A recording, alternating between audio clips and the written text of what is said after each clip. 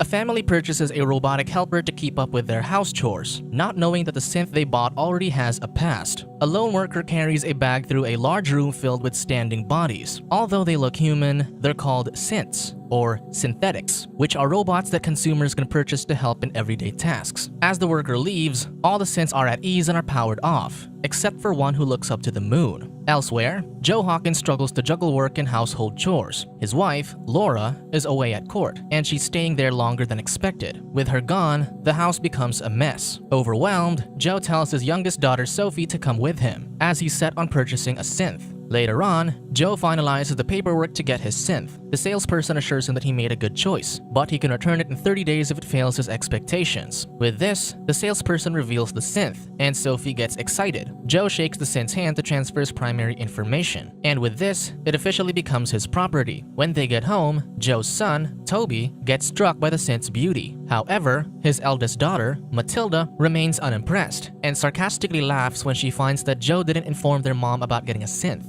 Suddenly, the synth asks what everyone would like for dinner. Joe chuckles because he's finally relieved from that task. Meanwhile, Laura decides to go home early. On her way, she realizes that their community is filled with synths. At home, Matilda and her friend, Harun, make fun of their neighbor's synth. Suddenly, Laura arrives by the front gate, instantly pissing off Matilda. Once she enters the house, Laura gets surprised that everything's in order. Sophie and Toby greet her, but Matilda barely shows any enthusiasm. Suddenly, the synth walks into the room and greets Laura, much to her surprise. Seeing her reaction, Joe signals his wife to talk privately. Laura is upset that he didn't consult her about it, so she wants Joe to return the synth. However, Joe argues that she's barely around, so they need help around the house. With no choice, Laura walks back into the living room and asks the kids what the synth's name will be. Sophie suggests Anita, and everyone agrees. With this, Joe confirms the name through the tablet, and Laura asks the synth for her name as confirmation. When she replies that she's Anita Hawkings, Laura becomes unnerved. Unbeknownst to the couple, Anita was part of a group of runaway synths. 5 weeks earlier, she hid in the woods with her lover Leo and their friends Fred, Max, and Niska. Halfway through their journey, Niska was about to run out of power, so Leo told everyone to make camp while he and Max looked for more fuel. Suddenly, something moved in the bushes, so Leo alerted everyone to run if it was the man they were avoiding. Fortunately, it was just a fox. After this, the group split up to do their respective tasks. Hours later, Leo and Max returned to the camp, but no one was there. Just then, they saw a group of men carrying Fred, Niska, and Anita into a van. Leo tried to run after them, but failed to save his friends. At present, Laura unpacks her luggage and pulls out a photo album. She checks to ensure that no one's around before hiding it in the closet. Suddenly, Anita enters, offers to unpack her luggage, but Laura refuses. Meanwhile, Leo goes to a junker shop and interrogates a man named Salim Sadiq about Anita's location. Sadiq claims that Silas Capek, another junker, bought Anita. As they head out to find Silas, Max says that Anita might be reprogrammed or destroyed, but Leo refuses to accept this. However, Max points out that only Anita hasn't contacted them since they got separated. The next day, Anita prepares breakfast for the Hawkings. When Matilda orders Anita around, Laura reminds her that her presence doesn't mean the kids can be lazy. She also scolds Anita for wiping down the already clean table. To lighten the mood, Joe jokes about Anita having microchips for breakfast, and Anita laughs too much, even when everyone else has stopped. Elsewhere, Dr. George Milliken is visited by a health service caseworker. They want him to replace his synth with an upgraded one, but he firmly refuses. When the caseworker leaves, George opens the closet and tells his synth, Odie, that their game of hide-and-seek is over. He's had Odie with his late wife, Mary, and losing the synth would mean losing his wife again. At the Hawkins, Anita witnesses Matilda scold her mother for not being present in their lives. That night, she watches Sophie as she sleeps. When Laura sees this, she tells the synth never to do it again because it's her job as a mother. After this, she tells Joe that she feels replaced by the synth, but he explains that he bought Anita so she could spend more time with him. Despite this, Laura still doesn't understand her husband. The next day, Leo locates Fred and arranges a plan for him to escape the agricultural factory he's been working in. However, the authorities discover a phone in his charging station, proving that he's a sentient synth. Fred runs away but gets tased. Outside, Leo realizes that Fred isn't coming, so he leaves with Max. Meanwhile, George goes grocery shopping with Odie, but he malfunctions and begins dropping jars on the floor. A sales lady tries to stop him, but he accidentally punches her. Because of this, the security guard pins him down and turns him off. At the Hawkins, Matilda tests Anita's reflexes by shooting her with a toy gun. Being a technology enthusiast, she wants to figure out the synth's capabilities, so she also tests her pain tolerance. However, Anita stops her her and asks why she wants to test her, piquing Matilda's curiosity. Just then, Joe and Laura confront Matilda about her failing grades, so Anita leaves. Matilda justifies that the world has no use for her skills because whatever she does, a synth can do better. Elsewhere, Anita observes a picture of Laura and a baby, triggering memories from what seems to be her past. At the grocery store, detectives Karen Voss and Pete Drummond assess the situation with Odie. Pete discovers that the synth is over 6 years old and requires an upgrade. Although George pleads to keep Odie, the detective insists that he gets scrapped since it hurts someone. When George goes home, he desperately tries to prove that Odie isn't defective. However, the synth glitches and struggles to remember Mary. Meanwhile, Pete goes home to his wife Jill, who's receiving physical therapy from their synth Simon, as she recovers from an accident. Pete feels uncomfortable with this, but he knows that Jill needs it. At the Hawkins, Laura realizes that Sophie favors Anita over her. She reminds Anita never to touch her daughter, but the synth explains that they're not even permitted to touch humans without permission. Elsewhere, Leo and Max head to a brothel where Niska works. Leo decides to go by himself and immediately finds Niska's booth. Once they're alone, they warmly embrace each other. Niska prepares to leave, but Leo can't take her with him just yet. Considering the conflict with Fred, it'll be dangerous to blow her cover now. Leo is concerned about the group's safety, and it doesn't help that they have no contact with Mia, which is Anita's true name. Niska is disappointed that she has to stay, but has no choice but to comply. She then tells him to press the button to leave since it requires human body heat, revealing that Leo is human, not a sentient synth like them.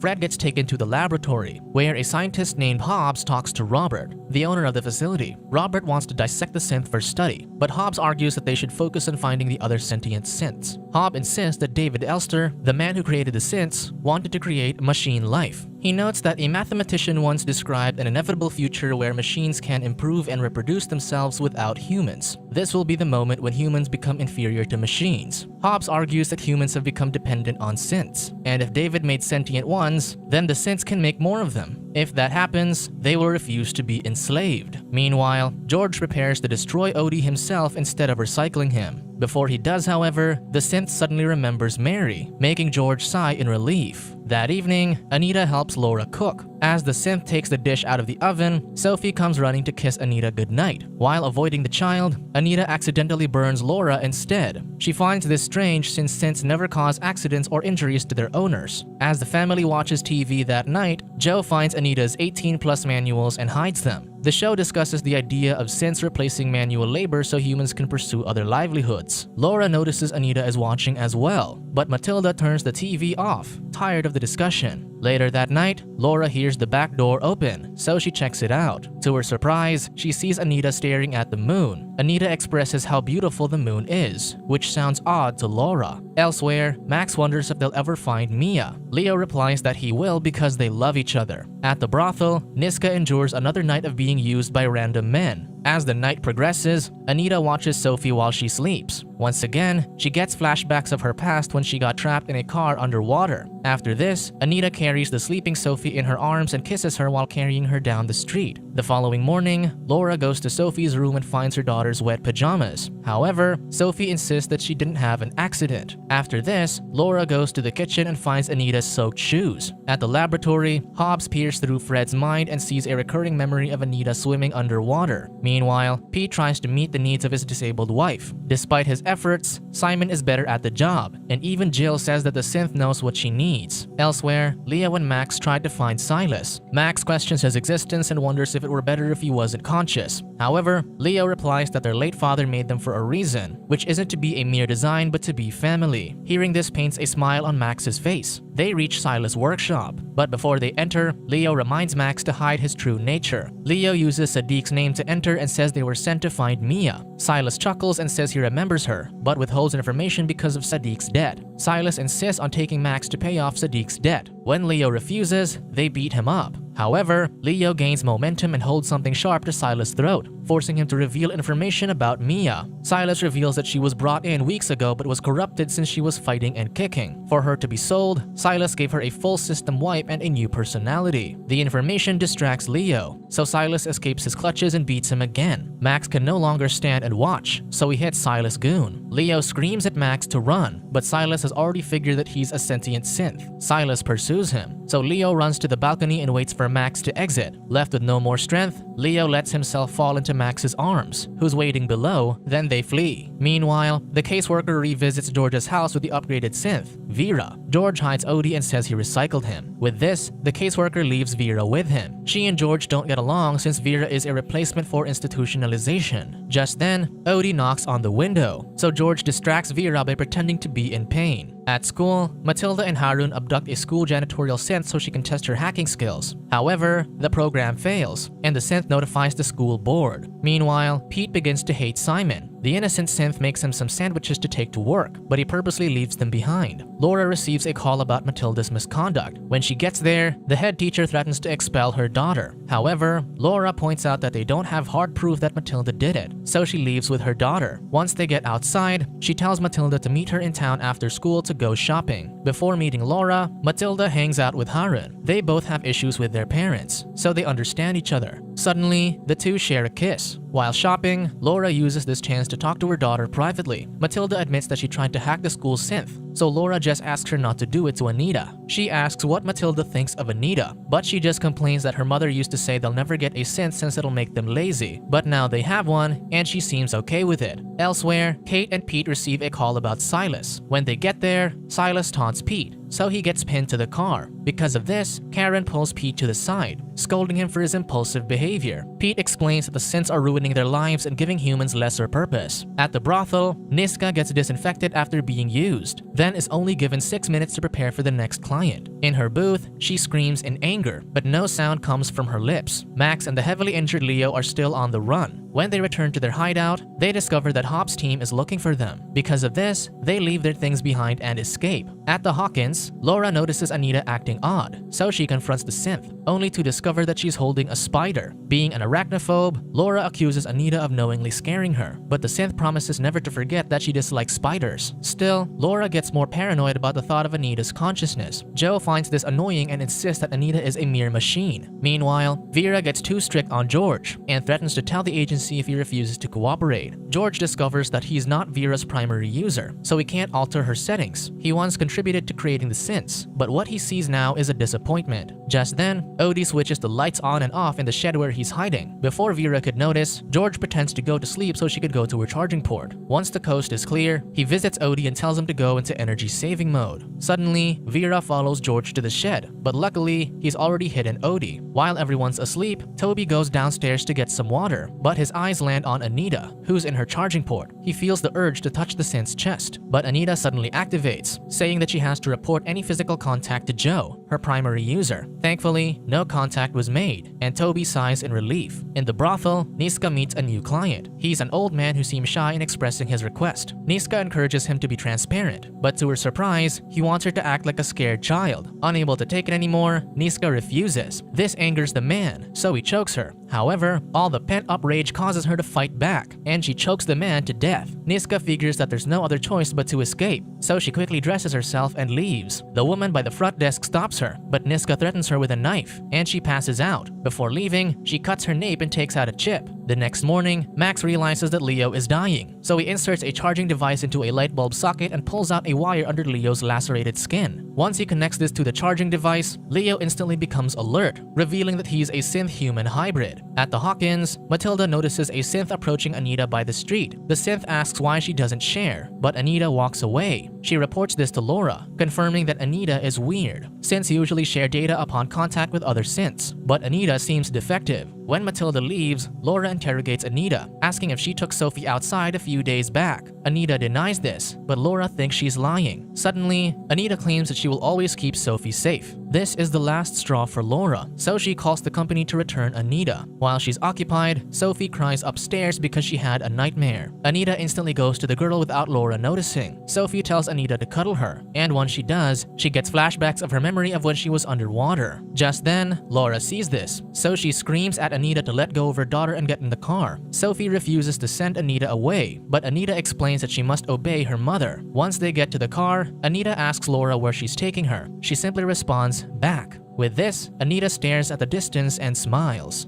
Subscribe to watch more videos like this. Turn on notifications. And leave a like, it really helps the channel out. Thank you for watching.